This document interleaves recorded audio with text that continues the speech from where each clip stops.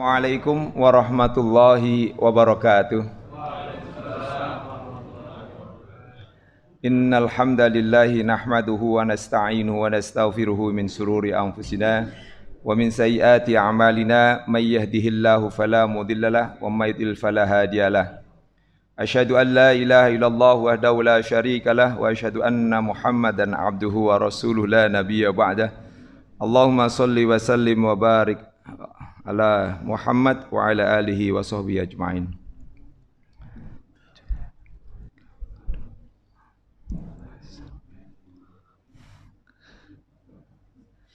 Ini Bismillahirrahmanirrahim. Raditu billahi rabba wa bil islami dina wa bi Muhammadin nabiyya wa rasula wa bil Qur'ani imama wa hukma.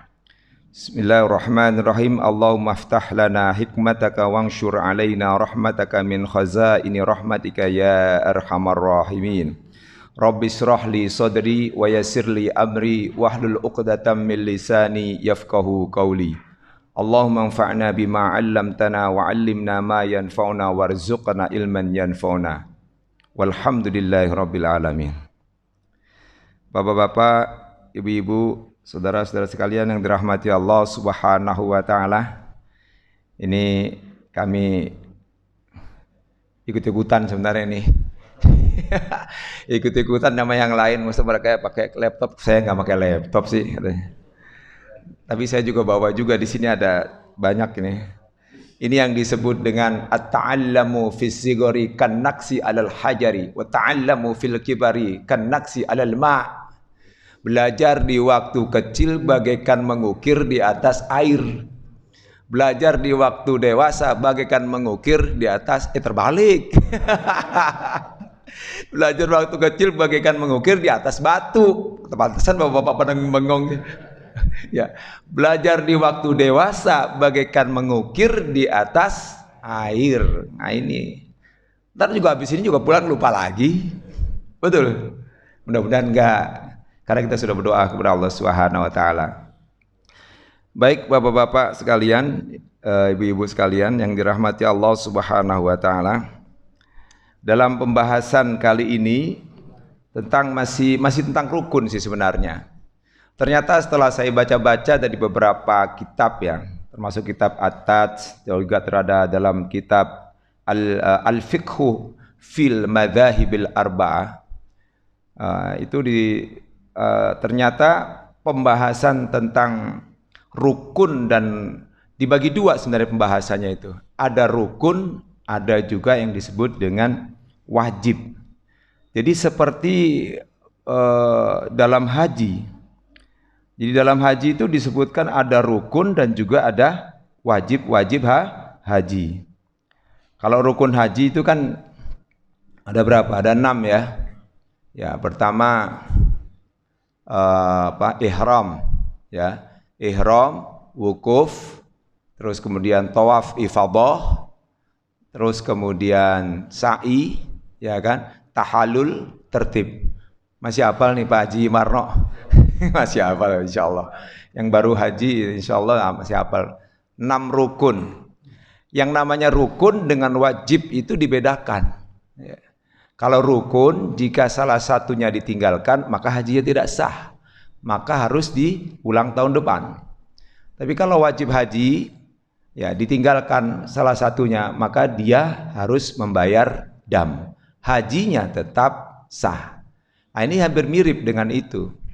Nah, kalau rukun sholat itu adalah ulama sepakat, terutama ulama 4 mazhab dan ulama-ulama yang lainnya, bahwa rukun itu adalah bagian-bagian daripada sholat yang tidak boleh ditinggalkan. Dia harus ada. Kalau ditinggalkan maka sholatnya batal. Dia harus ulang lagi dari awal. Ya. Sedangkan wajib-wajib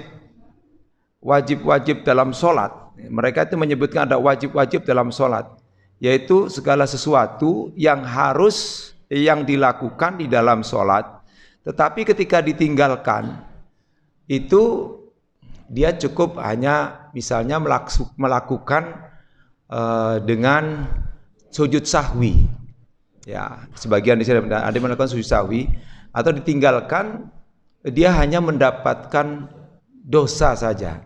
Tapi dosanya nggak sampai masuk ke neraka, tidak. Di sini disebutkan oleh para ulama bukan dapat masuk neraka gitu. Artinya tidak mendapatkan syafaat dari Allah Subhanahu wa taala. Artinya ya dosa aja. Ta'thim, mu'tham. Jadi berdosa. Jadi kemarin saya bahas di sini ada beberapa rukun di dalam sholat yang disebutkan oleh 4 imam ya di dalam kitab Al-Fiqhu Al-Madzahibul fil Arba'ah atau di dalam kitab fikih 4 mazhab. Mereka menyebutkan mulai daripada rukunnya ini ya. 1 niat, yang kemudian niat itu juga di sini dibahas segala seluk-beluk tentang niat di sini menurut 4 mazhab. Terus yang kedua takbiratul ihram.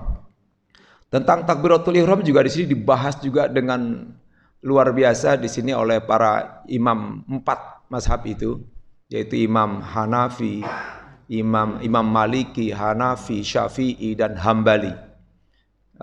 Di sini dalam kitab Al-Madzahibul Arba'ah. Dan juga tadi takbiratul ihram, terus kemudian membaca surat Al-Fatihah, kemudian termasuk di sini fardu yang paling penting juga yaitu berdiri. Ya, berdiri tegak. Atau di sini disebutkan dengan istilah nanti i'tidal. I'tidal itu artinya sebenarnya berdiri tegak. Nah, sedangkan bangun dari ruku ada yang memisahkan, ya bangun dari ruku kemudian i'tidal itu berdiri sebentar. Ya. Kemudian fardu yang atau rukun keempat baca suratul Fatihah, tadi yang ketiga itu ya berdiri. Nah, kemudian juga setelah itu ruku, yaitu rukun yang kelima. Rukun yang kelima. Kemudian yang terakhir rukun yang keenam dalam salat yaitu bersujud. Sujud di sini disebutkan.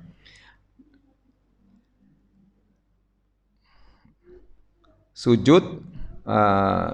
Ada lagi, Pak. Ada rukun lagi yang lainnya sebenarnya. Ini langsung ini pendapat-pendapat daripada para imam mazhab ya. Duduk juga termasuk duduk tahiyat akhir, tahiyat awal. Ini ada juga yang menyebutkan rukun ada yang sampai 13 ya. Rukun ke-11 di sini disebut duduk terakhir. Nah, kemarin saya bahas tentang rukun dan tentang ruku dan sujud. Mohon maaf. Nah, jadi baca Fatihah, ruku, kemudian nanti ada yang tidak memasukkan i'tidal ya atau bangun dari ruku. Terus i'tidal berhenti sebentar, kemudian bangun dari sujud. Nah, itu tidak dimasukkan ke dalam rukun tapi dimasukkan ke dalam wajib gitu. Ada yang masukkannya seperti itu. Nah, para ulama ini berbeda pendapat tentang jumlahnya. Ada yang mengatakan kalau Imam Syafi'i itu sampai 13 ruku atau 13 rukun di dalam sholat. Ada yang menyebutkan 17 dan ada banyak. Tapi kali ini kita bahas dulu tentang terkait dengan ruku. Di sini di dalam tayangan ini ruku sepakat ulama seluruh mazhab ya fikih tetapi berbeda dalam mekanisme pelaksanaan hingga dapat dikatakan sah. Sepakat semuanya bahwa ini masuk dalam rukun sholat. Yang pertama menurut mazhab Hanafi. Mazhab Hanafi mengatakan bahwa atau Imam Hanafi sudah tercapai maksud dengan cara dianggap sudah tercapai rukuknya ya, dan itu sudah dianggap sudah menuntaskan rukun daripada sholat, yaitu ruku itu tadi dengan cara membungkukkan kepala, yaitu dengan menyondongkan tubuh ke depan hingga mendekati posisi ruku. Dianggap sah sholatnya. artinya mendekati ruku yang benar gitu, yang sempurna, itu sudah dianggap sah. Karena memang kan kalau dilihat dari secara keseluruhan kan seluruh manusia itu kan ada yang berbeda-beda ketika dalam posisi ruku itu. Ada mungkin karena sakit sehingga posisi rukuknya itu kan tidak sempurna. Nah, ini menurut mazhab Hanafi segitu saja sudah dianggap cukup. Artinya sah. Bahwa rukuknya dianggap sah. Dia sudah menuntaskan rukun daripada salat itu. Ini menurut mazhab Hanafi. Sedangkan menurut beliau posisi yang sempurna yaitu menyondongkan badan hingga keadaannya rata dengan kepala. Nah, pendapat seperti ini hampir mirip dengan mazhab yang lain, nanti kita akan lihat ya. Dan ini hanya bagi posisi yang sholatnya dalam keadaan berdiri. Sedangkan bila sholatnya dalam keadaan duduk, maka posisi sempurna adalah dengan membungkukkan kepala dan sedikit menyondongkan badan ke arah depan. Dan letak kening, ini kan kening ya, atau dahi, sejajar dengan bagian depan lututnya. Jadi agak, ya, ini membongkokkan ke depan, sejajar dengan lututnya. Ya. Ini menurut Imam mazhab Hanafi. Baik. Kemudian selanjutnya menurut mazhab Hambali. Kalau Hambali mengatakan posisi rukuk bagi orang yang melakukan sholatnya dengan cara berdiri cukup dengan menyondongkan tubuh hingga kedua tangan dapat menggapai kedua lututnya. Baik mereka yang memiliki dua tangan sempurna ataupun bagi mereka yang salah satu tangannya ada yang lebih panjang, lebih pendek. Nah, itu diusahakan untuk bisa mendekati ya kedua lututnya, harus menggapai kedua lututnya. Nah, itu sudah dianggap sempurna, artinya sudah mencapai atau sudah menggugurkan rukun dalam sholat itu. Sedangkan posisi ruku yang sempurna menurut Hambali adalah dengan meluruskan punggung secara horizontal, maksudnya lurus, dan meletakkan kepalanya setara dengan punggungnya. Nah ini ya punggungnya setara, jadi artinya lurus, tidak lebih tinggi dan juga tidak lebih rendah dari punggung. Nah, yang melakukan sholatnya dengan cara duduk cukup baginya dengan membungkukkan wajah hingga dekat dengan lututnya, hampir ini wajah. Kalau tadi Imam Hanafi kening, ya kan? Kalau mazhab Hanafi wajahnya, artinya semuanya begini ya. Kalau kening kan agak begini, ya agak menunduk. Nah, kalau wajah harus diarahkan sejajar dengan lututnya.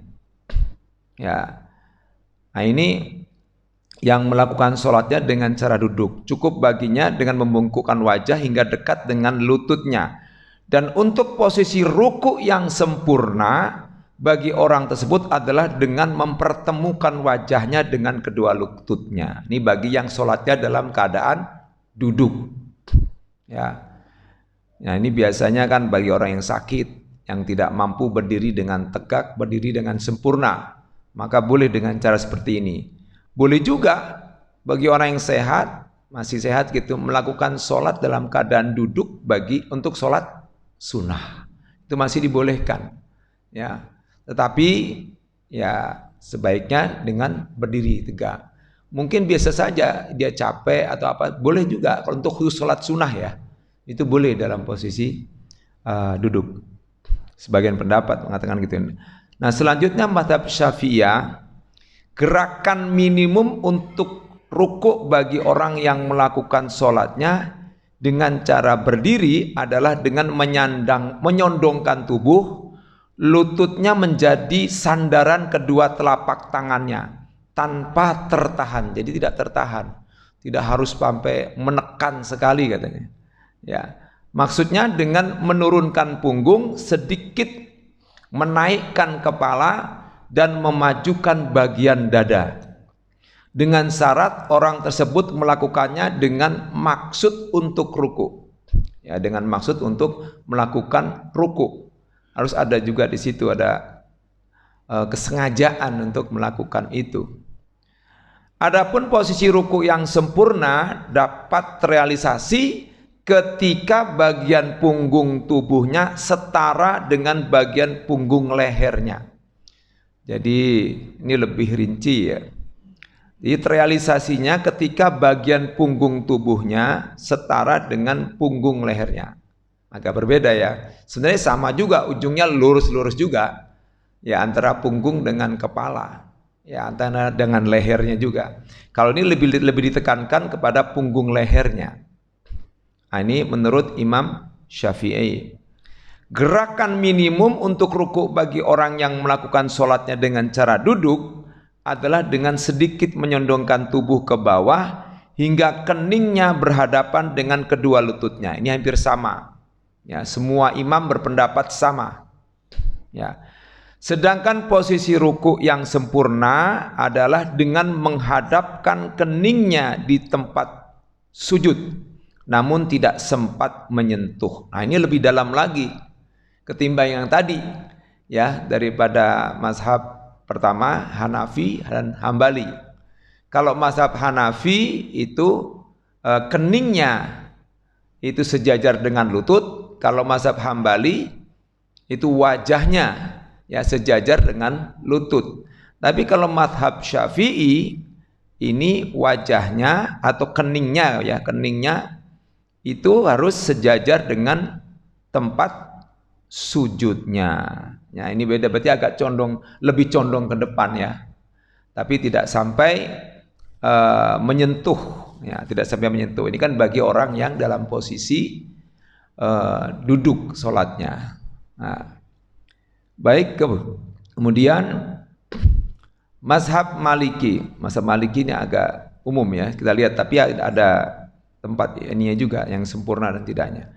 Batas ruku yang diwajibkan, ini ibaratnya standarnya wajib ya, rukun namanya. Untuk seseorang yang memiliki kedua tangan yang seimbang adalah dengan menyondongkan tubuh hingga kedua telapaknya dekat dengan lututnya, dekat. Berarti tidak menggenggam lututnya. Di mana ketika kedua tangan itu diletakkan maka akan berada di penghujung paha, dekat dengan lutut. Namun lebih dianjurkan itu artinya sangat mustahab atau dianjurkan, disunahkan ya. Kedua tangannya itu dapat menyentuh kedua lutut serta menggenggamnya sehingga bagian punggung menjadi lurus. Jadi ada batas rukun atau wajib, ada batas yang disunahkan. Jadi kalau orang itu sudah mencapai menurut mazhab Maliki di ujung pahanya walaupun tidak menggenggam lututnya, itu sudah dianggap menggugurkan salah satu rukun sholat.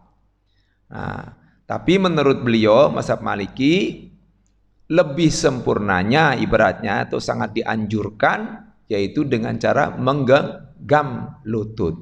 Hampir mirip, cuma tidak menjadi wajib, menjadi rukun ya, menjadi rukun atau fardu ya, menjadi rukun. Jadi itu standarnya. Kita bisa membedakan ya antara berbagai mazhab ini sendiri. Jadi kita jadi tahu bahwa inilah perbedaan-perbedaan para ulama terutama fikih yang dipelopori oleh 4 mazhab ini ya. Ya, kita jadi tahu.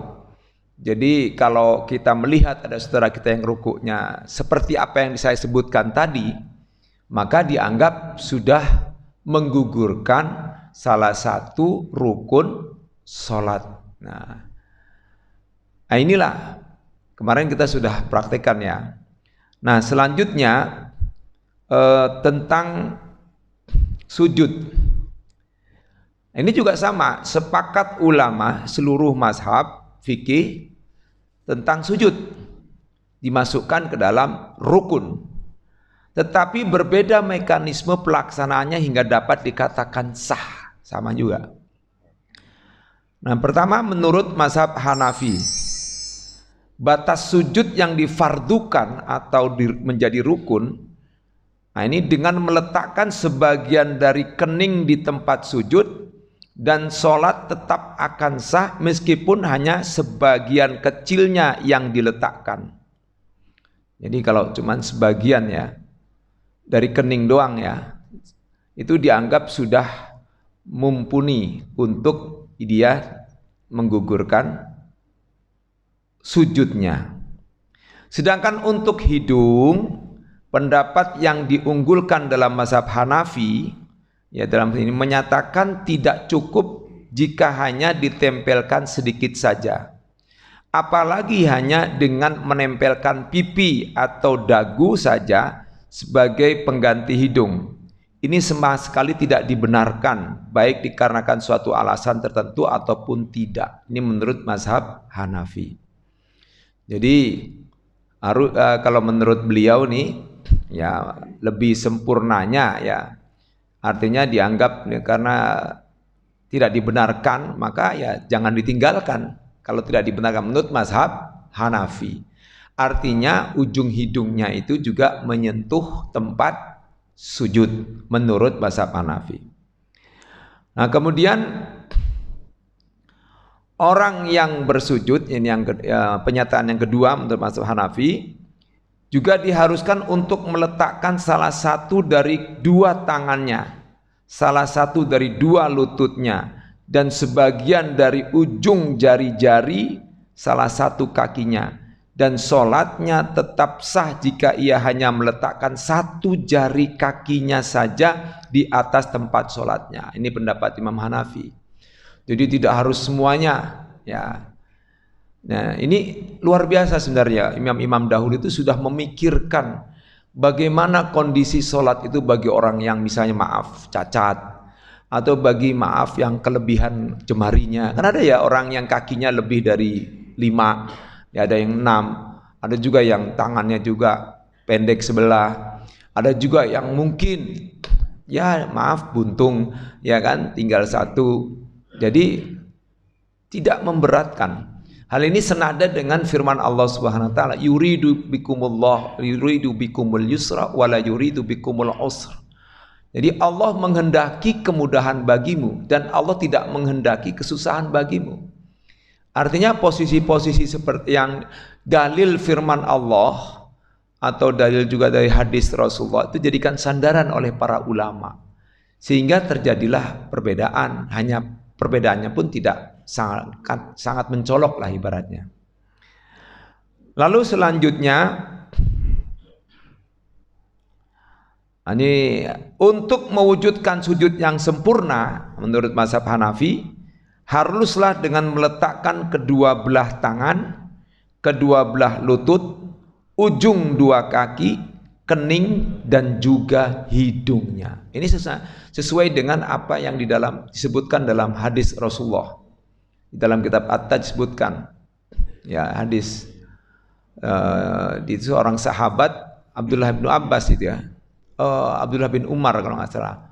Umirtu an asjuda, ya. Umirtu an asjuda fi sab'ati adru'in.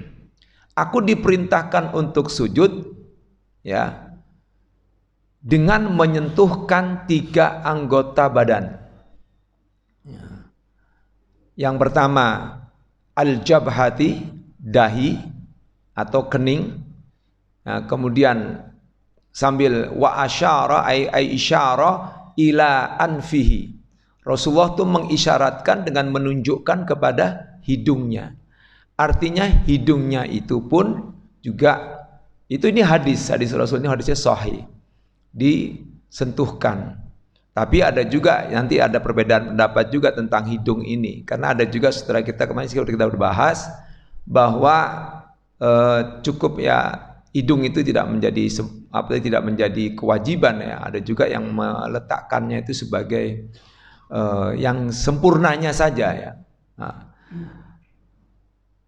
itu hidung. Terus kemudian kaffaihi, ya, alal kaffaini bisa juga ada.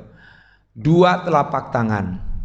Kemudian birukbataihi, kedua lututnya. Wabi atrafi qadamaihi, dan ujung-ujung kedua kakinya.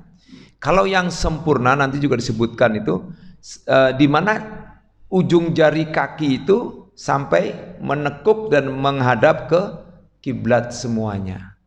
Itu yang sempurna. Nah, kalau yang rukun ini kan yang harus dilakukan. Kalau tidak, maka sholatnya tidak sah.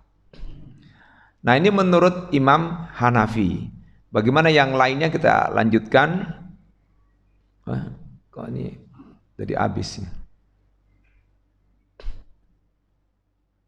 Maaf.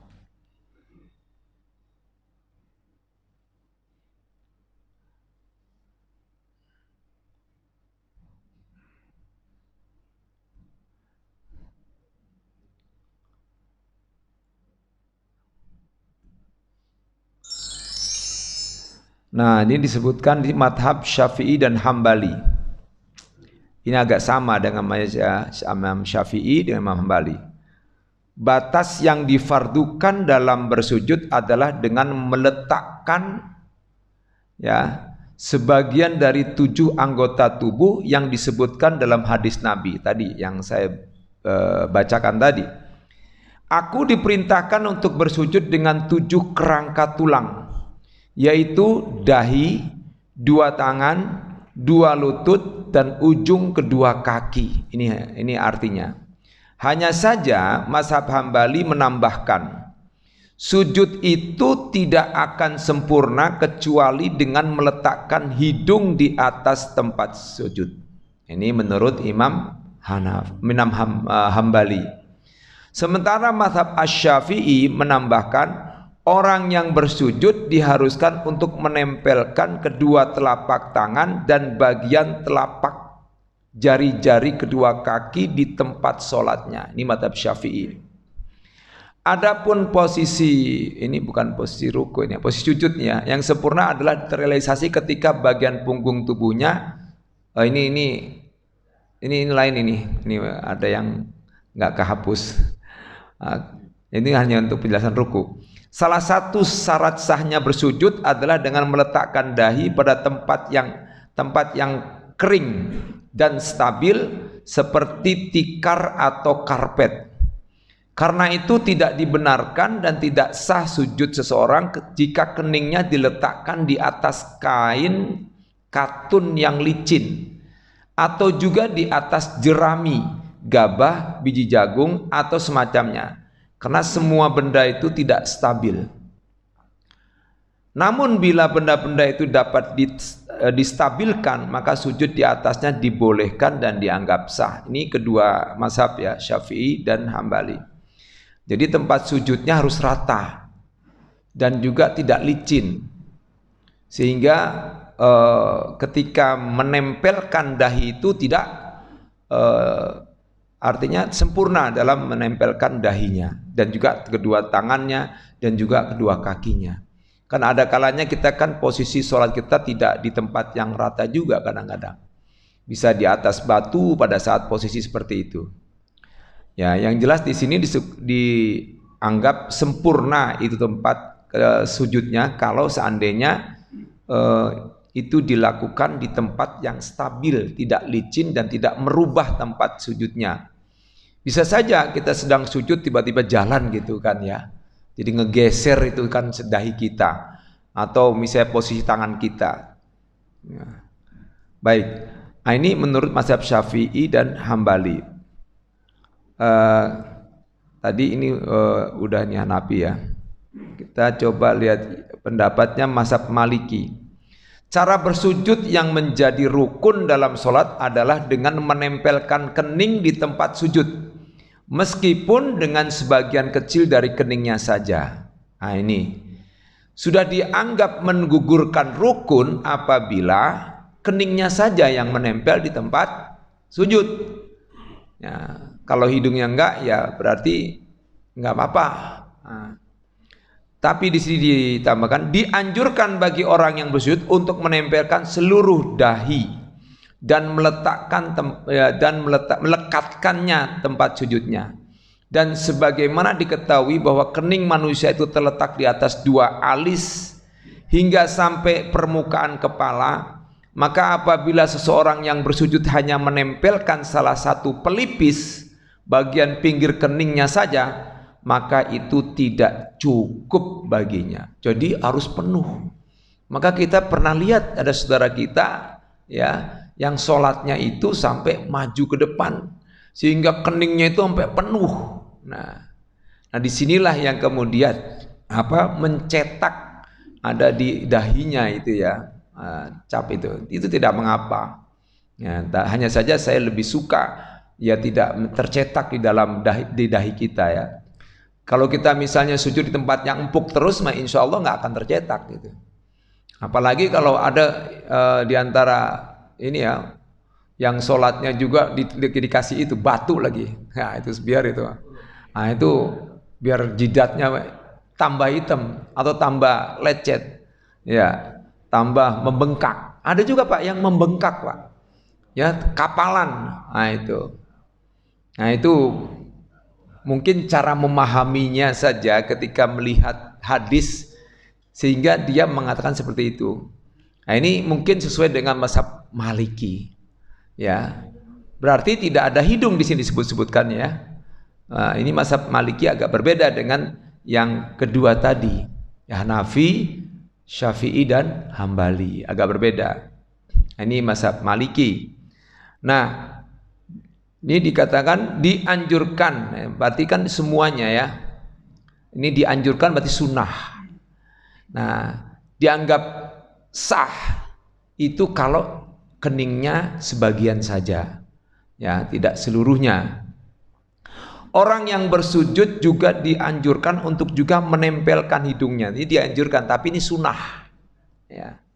Dan sebaiknya ia mengulang sholatnya jika hidungnya tidak tersentuh dengan tempat sujudnya pada waktu-waktu tertentu untuk menetralisir perbedaan, karena ulama lain berpendapat bahwa hal itu wajib untuk dilakukan.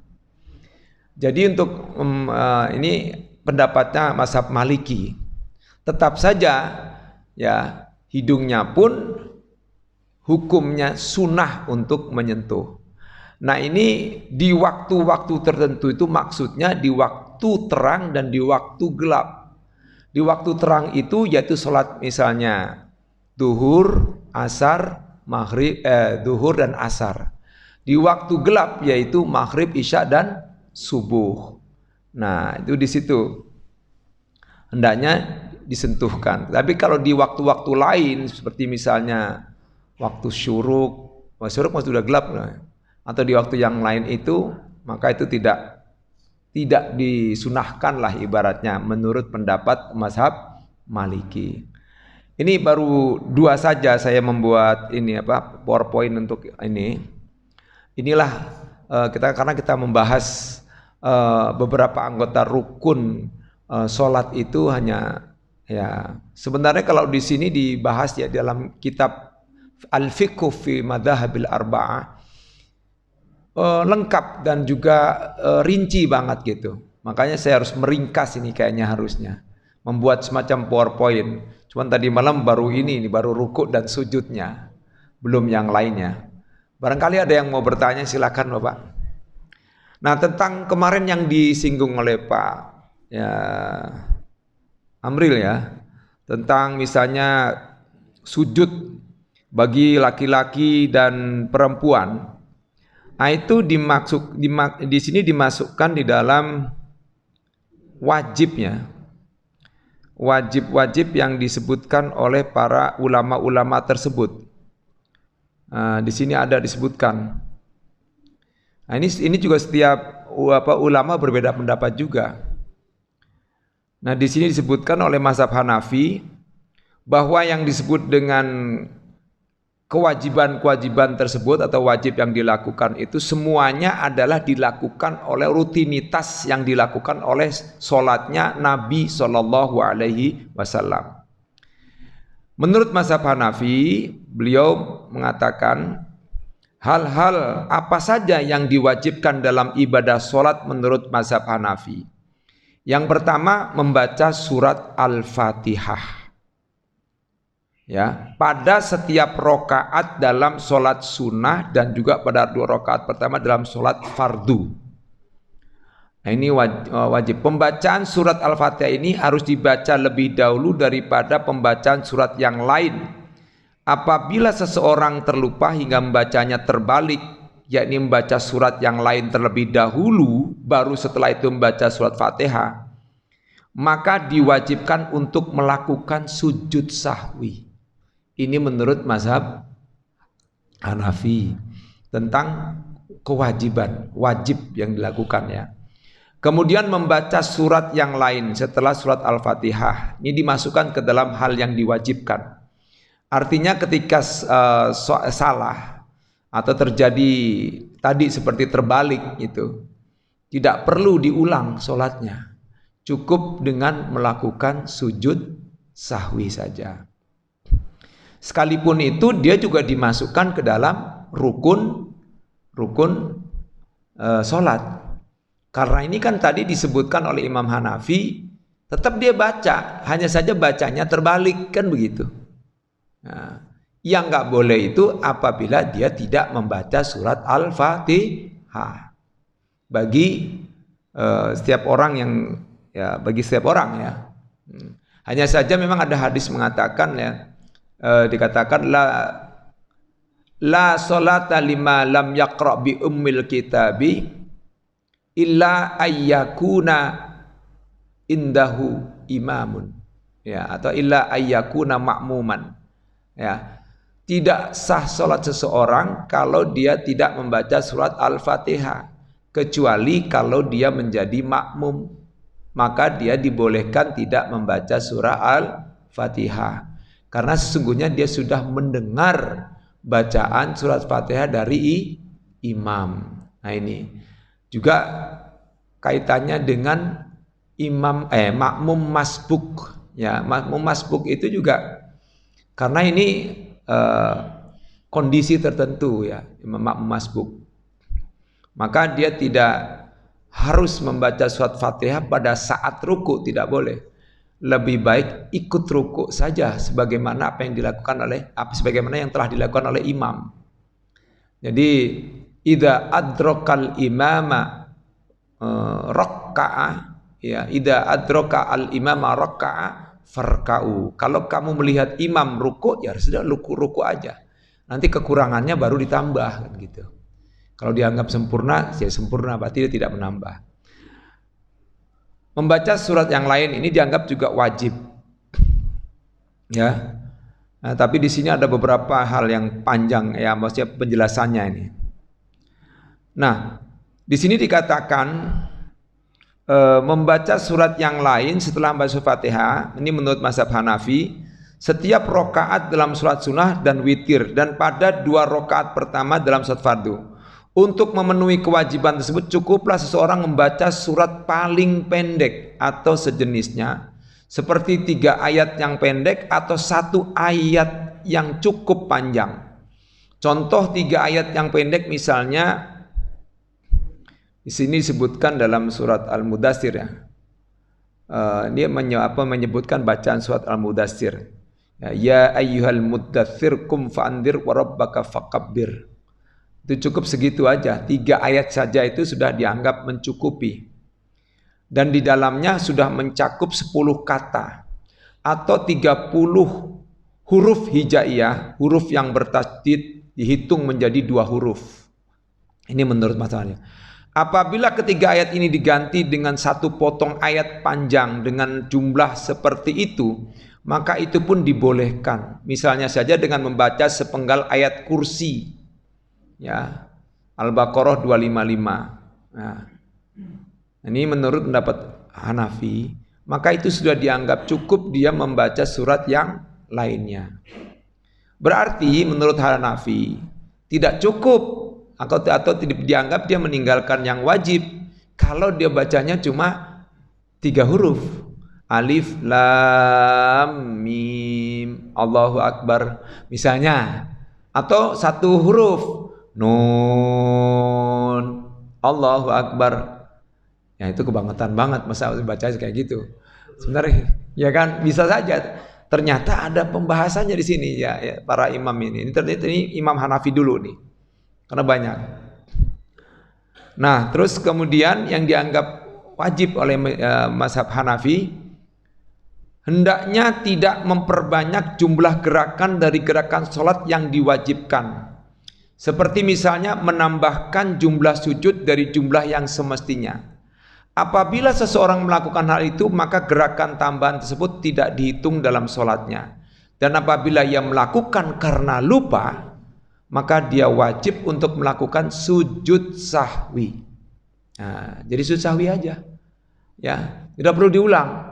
Karena ini terkait dengan wajib atau kewajiban di dalam sholat. Tidak termasuk ya dianggap rukun. Yang jelas dia akan melakukan. Hanya saja kelebihan. Nah, kemudian yang keempat, bertumakninah pada setiap rukun sholat, seperti pada ruku dan sujud. Tumakninah yang wajib menurut mazhab Hanafi adalah menenangkan anggota tubuh dalam sejenak hingga setiap anggota tubuh tersebut berada pada tempatnya, posisinya. Paling tidak selama 1 kali bacaan tasbih. Subhana rabbiyal a'la wa bihamdi, subhana rabbiyal azimi wa bihamdi, atau subhanallah. Ya, tasbih. Kalau tasbih sujud seperti itu 1 kali. Nah, kemudian menurut mazhab Hanafi juga yang dianggap sebagai kewajiban, duduk tahiyat pertama pada setiap sholat.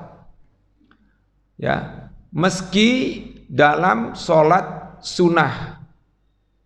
Ya,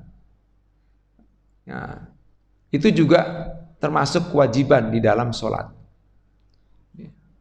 Itu yang kelima. Yang keenam, membaca tasahud dengan bacaan yang diriwayatkan oleh Ibnu Mas'ud.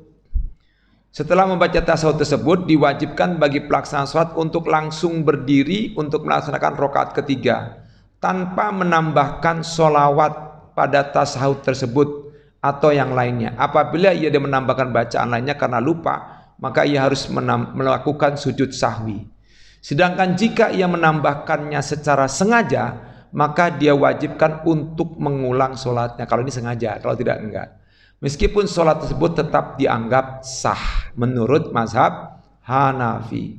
Kalau kita kan pakai sholawat sedikit, Allahumma sholli ala sayyidina Muhammad wa ala ali sayyidina Muhammad, langsung berdiri. Ya kan? Nah, itu mungkin pendapat dari Imam Syafi'i. Ya, itu pendapat Imam Syafi'i.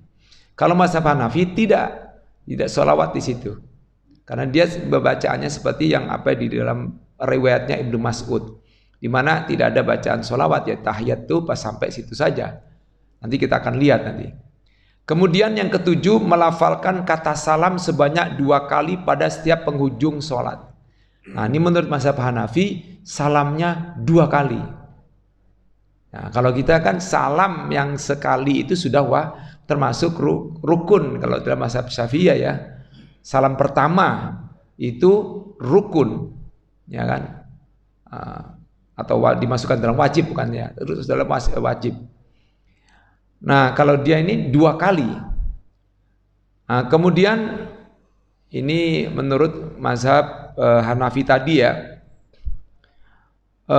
melafalkan membaca doa kunut di rakaat ketiga sholat witir. Ini menurut mazhab Hanafi, tepatnya setelah membaca surat Al-Fatihah dan surat lainnya saat berdiri. Nah, ini disebutkan ya, membaca doa kunutnya, tapi beda cara bacanya ini ya, tempat membacanya beda. Membaca doa kunut di rakaat ketiga setelah sholat witir ya, di dalam sholat witir ini, berarti tidak di dalam sholat subuh ya. Tepatnya setelah membaca surat Fatihah dan surat lainnya. Jadi setelah habis baca surat lainnya, kemudian langsung baca doa kunut. Dia tidak rukuk dulu. Ini menurut mazhab Hanafi. Melakukan takbir sebanyak 3 kali pada setiap rakaat sholat id. Nah, ini insya Allah akan dibahas nanti. Jadi menurut pendapat Hanafi, takbirnya cuma 3 kali. Sedangkan kita, mazhab Syafi'iyah dan kalau ada mazhab yang lainnya itu nanti kita akan bacaan semua akan kita bacakan. Itu 5 kali. Imam sholat jemaah diwajibkan untuk melantangkan suaranya saat sholat subuh, saat sholat id, saat sholat Jumat, saat sholat tarawih, saat sholat witir pada bulan Ramadan, serta 2 rakaat pertama pada sholat maghrib dan isya. Sedangkan orang yang sholat sendirian dibolehkan untuk memilih antara melantangkan dan merendahkan suaranya pada setiap sholat yang dilakukan. Namun paling utama baginya, yaitu bagi orang yang sholat sendirian ya, dengan melantangkan suara ketika melakukan sholat yang diwajibkan. Ya, ini yang paling utama ya. Namun yang paling utama baginya adalah dengan melantangkan suara ketika melakukan sholat yang diwajibkan kepada seorang imam untuk melantangkan suaranya dan merendahkan suara ketika melakukan sholat yang diwajibkan kepada imam untuk merendahkan suara. Maksudnya ya di waktu saat melantangkan suara, yaitu maghrib, isya dan subuh, hendaknya dilantangkan seorang imam, dikeraskan. Tapi pada saat sholat yang sir, maka dipelankan. Ini termasuk wajib juga di dalam mazhab Hanafi. Imam sholat berjamaah dan orang yang sholat sendirian harus sama-sama merendahkan suaranya saat melakukan sholat sunnah, sholat zuhur, sholat asar, rakaat ketiga sholat maghrib, 2 rakaat terakhir sholat di sini sholat isya ya, terus sholat khusuf atau sholat gerhana matahari, sholat kusuf gerhana bulan, dan sholat istisqa atau meminta hujan. Tapi di sini ada perbedaan pendapat. Nah, ini berarti boleh, ini hendaknya disuruh untuk dibaca sir ya, merendahkan suara. Tapi nanti ada pendapat yang lainnya di mana kalau sholat khusuf itu keras, dilantangkan. Dan ini karena ya melihat dari sholat seperti kayak sholat id, karena id kan dilantangkan. Ya kayak sholat gerhana matahari itu juga dilantangkan. Ini berarti pendapat mazhab Hanafi. Kemudian yang diwajibkan ada 17 Pak. Baru 12 nih. Makmum tidak boleh sama sekali untuk memperdengarkan suaranya saat sholat di belakang seorang imam. Ini menurut mazhab Hanafi. Artinya makmum cukup membaca untuk dirinya sendiri. Iqra'u fi nafsika. Ya, bacalah ya surat Al-Fatihah atau surat-surat yang lainnya. Ya, kalau seandainya dia baca itu untuk dirinya sendiri, untuk bagi yang makmum. Dalam sholat sir, ya. Begitu pula juga di dalam sholat yang jahar. Jangan melebihi dari bacaan imam. Kemudian yang ke-13, melekatkan tulang hidung hingga sampai dahi di atas tempat sujud tatkala bersujud. Ini menurut mazhab Hanafi. Lagi-lagi. Ya. Juga sama. Ini dianggap semacam kewajiban. Ya, tidak menjadi rukun. Ya, ini tidak menjadi rukun.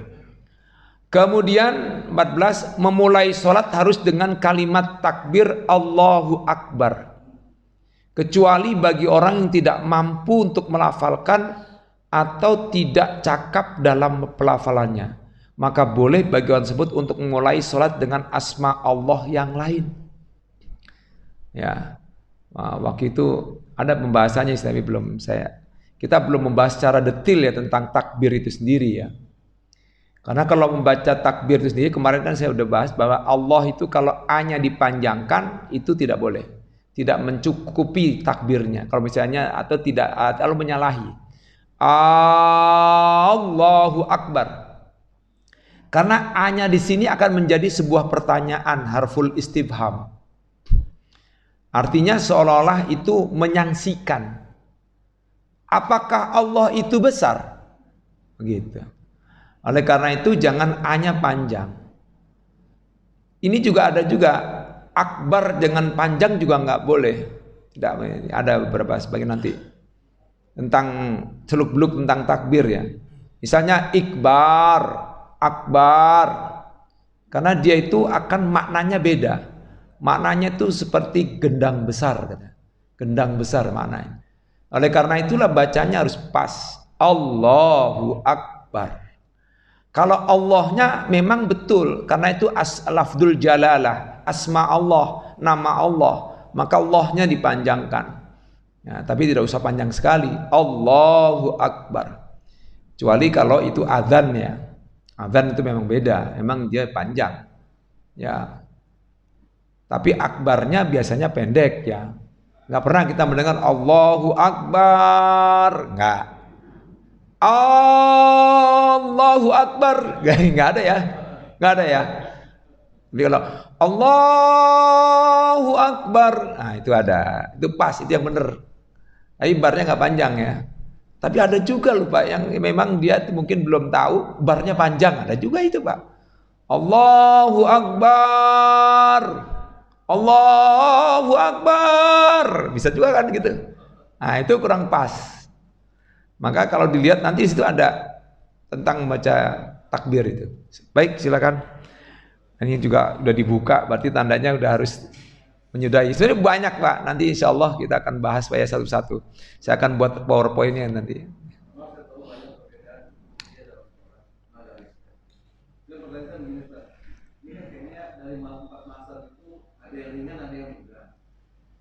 Ada yang sempurna, ada yang sah. Apakah pertama kita boleh ganti-ganti mazhab? Yang penting sah. Apakah kita cari sempurnanya atau sahnya? Yang kedua, ini dengan asumsi bagi kita sempurna ya, Pak. Kita nggak ada yang sebelah, kita ada yang sebelah. Bagi kita sempurna sehat, apa kita boleh? Sebagai amal aja lah. Yang penting sudah lupa aja. Terus sudah mengaji dalam paham. Iya. Ada yang begitu tadi saya baca ya. Iya. Benar. Apakah kita cari sempurnanya atau sahnya? Iya. Dan yang kedua, dalam hal suara jadi imam,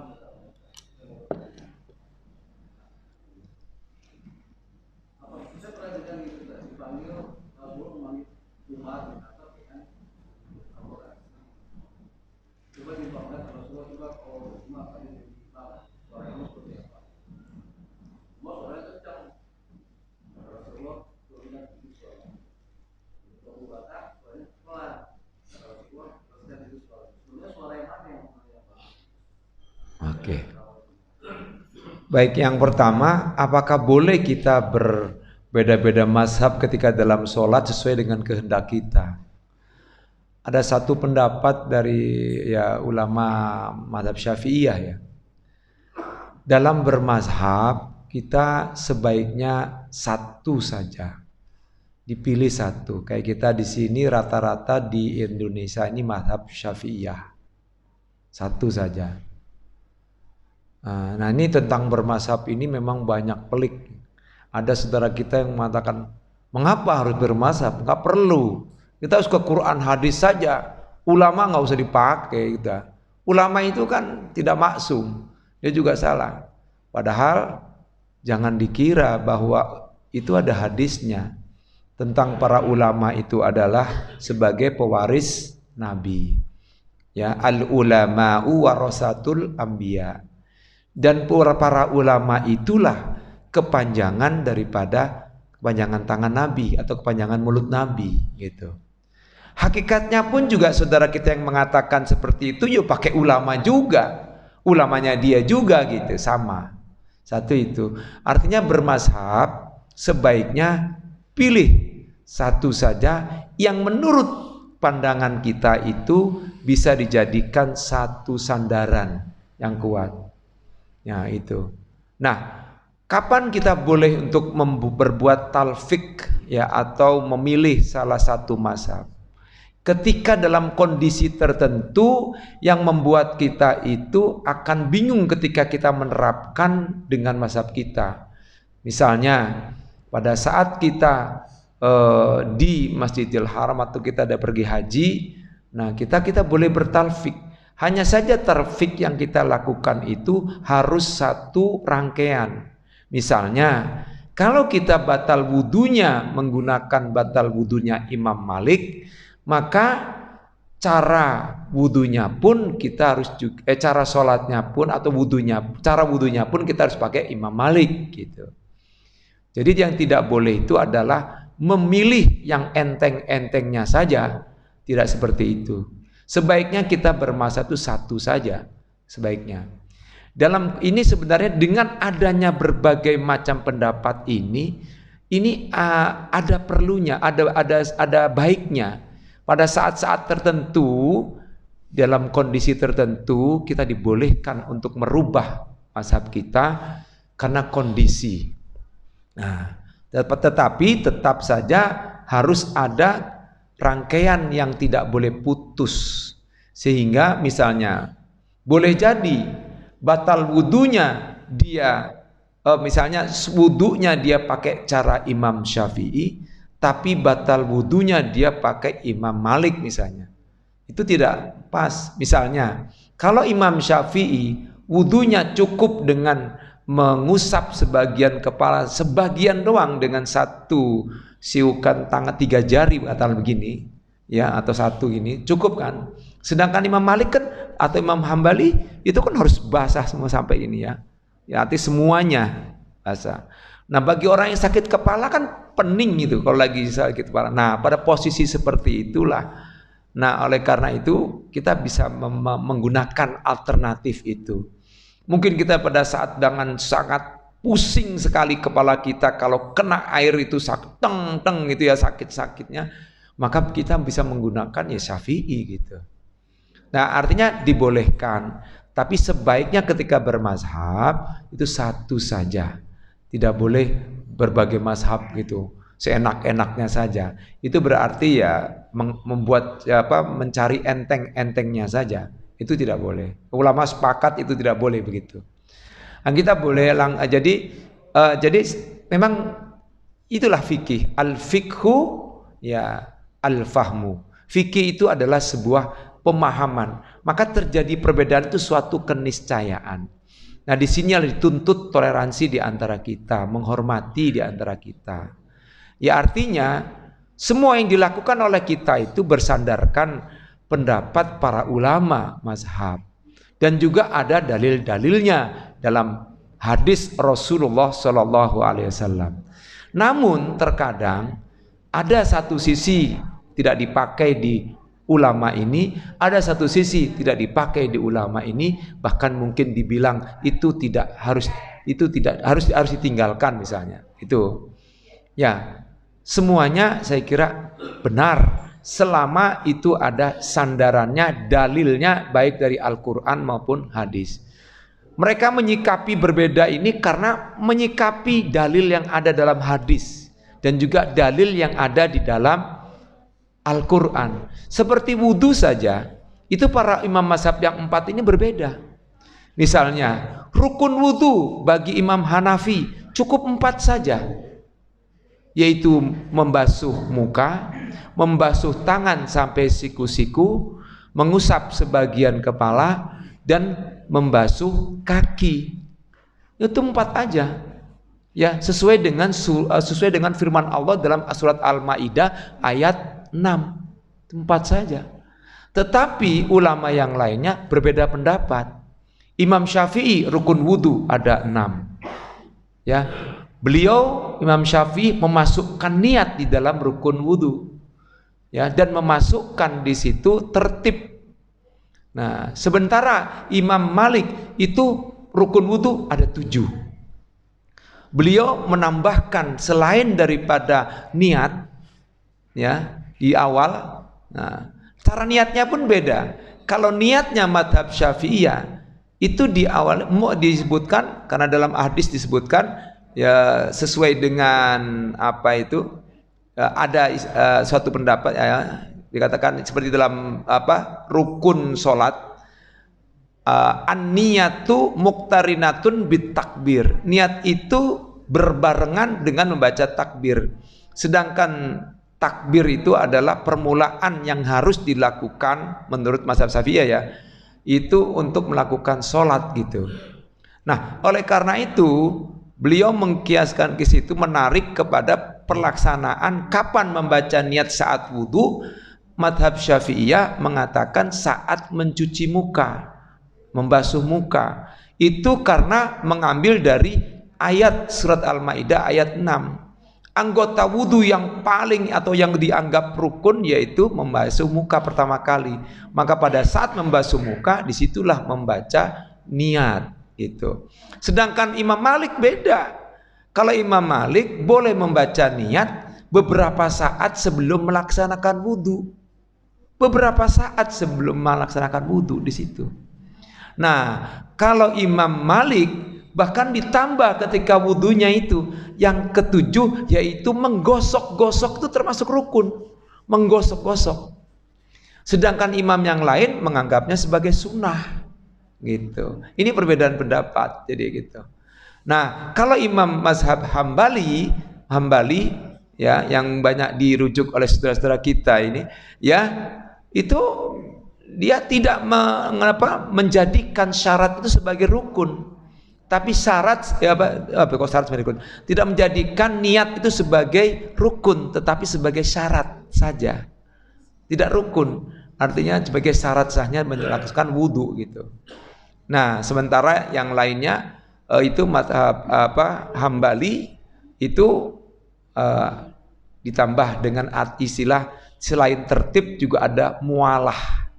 Sama juga Imam Syafi'i. Kalau Imam Syafi'i tertib saja, mualah itu menjadi sunnah. Mualah itu apa? Yaitu pindah ke anggota wudu yang lainnya sebelum anggota wudu yang lainnya kering. Itu disebut dengan mualah. Ya, kalau tertib kan bisa saja bisa lama. Tapi kalau mualah, ya, misalnya sampai kering ini, maka dia harus lebih cepat untuk melaksanakan anggota wudu yang lainnya, begitu. Ini perbedaan ya pendapat, jadi saya kira ini menurut beberapa imam mazhab ya. Terus selanjutnya tadi itu apa ya? Suara imam. Kalau di hadis tadi itu hadis itu Pak ya, itu hadisnya. Di mana Umar disuruh melantangkan, ya kan? Umar sudah menurunkan karena Umar ini kalau ngomong kerasnya luar biasa. Ya, sedangkan Abu Bakar tuh orangnya lembut, ya, lembut, suaranya tenang gitu. Kalau di sini kayak mungkin Ustadz Roni kali ya, suaranya kayak gitu. Kalau Ustadz Azmi itu kan lantang gitu ya, wah ngangkat gitu ya. Ya kita. Sebenarnya itu tujuannya agar tidak berlebihan. Artinya Rasulullah itu menyenangi at-tawassut, sederhana. Ya tidak terlalu juga tidak terlalu kurang. Nah, sedang-sedang at-tawassutu ya, at-tawassutu. Jadi beliau jadi kesederhanaan atau keseimbangan pertengahan itu yang dipilih oleh Rasulullah Shallallahu Alaihi Wasallam. Tapi kalau dengan suara lantang boleh saja. Dengan suara yang lantang sekali gitu. Supaya misalnya terdengar oleh jamaah di belakang. Kalau seandainya tidak menggunakan mic gitu atau tidak menggunakan speaker, maka sebaiknya dilantangkan supaya yang di belakang terdengar. Nah, begitu. Apalagi itu surah Al-Fatihah. Nah, itu maka dilantangkan supaya mendengar semuanya. Nah, dalam posisi tertentu itu bisa digunakan. Ya. Karena ini ulama yang mau ngambil ya, tapi kalau dalam hadis langsung seperti itu. At-tawassut ya, Rasulullah menghendaki itu. Ya. Kalau seandainya ya inilah memang banyak ya apa yang dilakukan oleh Rasulullah SAW itu selalu Rasulullah itu mengambil ya sesuatu yang lebih cenderung kepada yang menengah ya. Rasulullah kadang-kadang tidak terlalu dan sebagainya. Misalnya mengapa misalnya Rasulullah katakanlah misalnya ke masalah dzikir jama'i yang dengan suara yang mengeraskan gitu ya. Padahal ada dalilnya juga gitu ya. Nah itu kan juga kan kalau seandainya itu ada yang mengatakan kalau seandainya Rasulullah itu mengeraskan betul-betul, wah bagaimana dengan umatnya? Akan lebih keras juga. Ya begitu juga kayak posisi Rasulullah gitu ya. Kalau Rasulullah itu misalnya mencari penghidupan itu, mencari kekayaan yang luar biasa, bagaimana dengan umatnya? Ya, makanya Rasulullah sedang. Ya, Tapi beliau kaya juga, mampu gitu ya. Tapi tidak kaya sekaya bagaimana kayak Nabi Sulaiman gitu ya. Ya, tidak sekaya itu, tapi sederhana. Karena Rasulullah menghendaki itu tadi, kesederhanaan.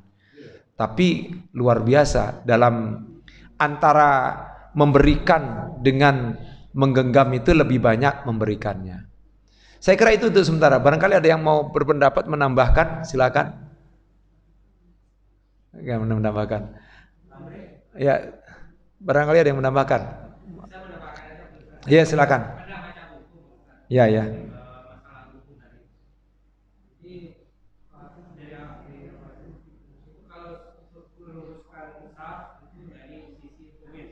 Tumit.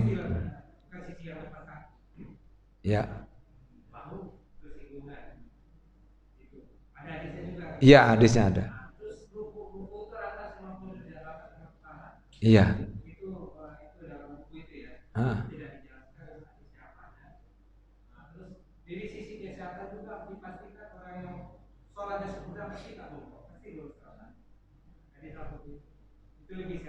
Oh ya. Iya.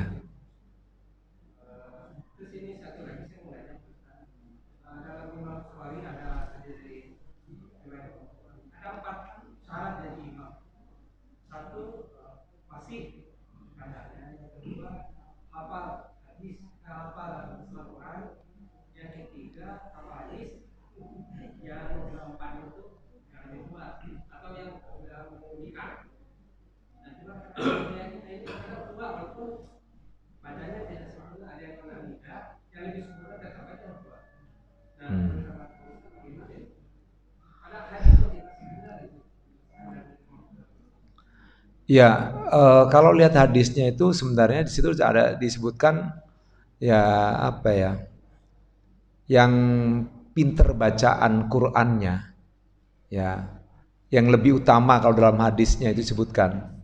Nanti ada disebutkan juga oleh para ulama di sini tentang itu. Kalau dilihat hadisnya, urutannya itu pertama memang tidak harus hafal Quran, tidak harus hafal Quran semuanya maksud saya. Artinya 30 juz tidak. Yang penting ada beberapa surat yang dia hafalkan. Karena itu penting. Surat Al-Fatihah ya juga harus ya.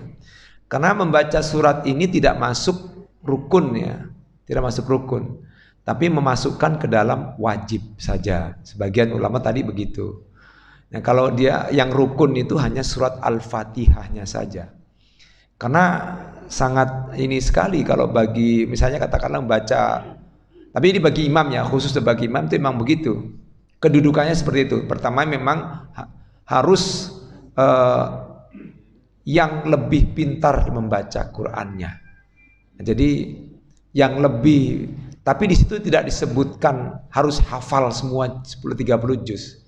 Ya, di antaranya dia sudah menghafal beberapa surat. Nah, saya kira itu. Nah, kemudian baru hafal beberapa hadis tadi sebutkan ya. Baru kemudian lantang suaranya bagus bacaannya. Dan kemudian yang lebih tua atau menikah. Ini kayaknya tambahan, memang ada sih di situ. Memang disebutkan, memang ada. Bahkan disebutkan di situ ada satu ulama mengatakan memang kalau belum menikah itu belum disebut mutkin gitu. Ada juga kalanya belum mutkin. Karena kalau orang sudah menikah itu kan sudah menjadi kepala rumah tangga dan sudah bisa mengatur bagaimana dia menjadi seorang kepala rumah tangga begitu.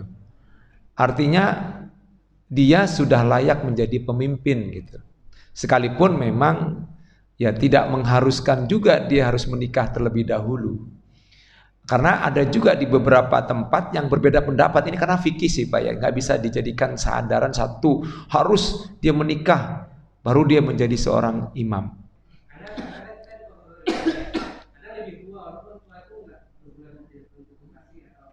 Iya. Iya. Dan ini memang banyak perbedaan pendapat Pak. Di sana, di luar sana, terutama di luar negara kita, banyak yang menggunakan imam-imam itu anak-anak kecil yang sudah hafal Quran yang luar biasa dan bacaannya bagus. Itu yang dipakai. Walaupun di belakangnya orang-orang tua yang sudah berjenggotan dan semuanya semua. Ada banyak orang tua-tua di belakang itu sambil menangis juga. Ketika yang baca itu. Karena berpatokan dengan hadis itu. Menurut saya gitu.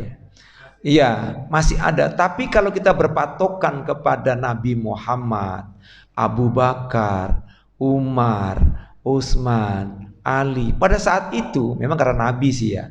Tidak ada yang berani untuk menjadi imam kalau ada Nabi Muhammad. Kecuali ketika, ya yang terbaik ya. Tidak ada yang berani menjadi imam. Ya, sampai-sampai pernah terjadi Pak. Ketika Abu Bakar menjadi imam, Nabi Muhammad dalam posisi kalau nggak salah sakit saat itu.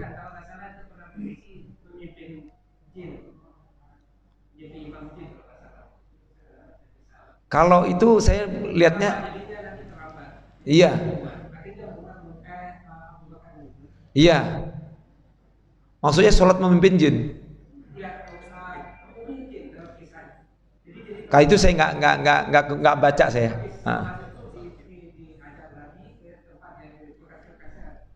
Nah itu saya di sini tidak dijelaskan ya, apa itu apa memimpin jin, saya nggak tahu tapi ya, iya mundur. Akhirnya kemudian Nabi Muhammad menunjukkan silakan dengan isyarat tapi tanpa suara. Gitu. Nah itu ada berbagai pendapat tentang ulama menyikapi hadis itu. Ada yang mengatakan boleh ya seorang imam itu istikhlaf, digantikan oleh orang lain. Tapi ada juga yang mengatakan enggak, itu bukan menandakan bahwa itu boleh digantikan imam dengan yang lainnya dalam posisi yang tidak ada apa-apa ya. Itu hanya sebagai keutamaan bagi seorang nabi. Ya, mempunyai kekhususan dan ini tidak boleh diikuti yang lainnya gitu. Ada ya.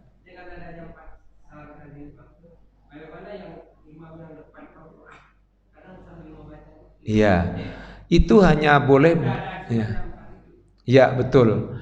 Itu memang ada yang membolehkan, hanya saja dibolehkan pada sholat sunnah saja.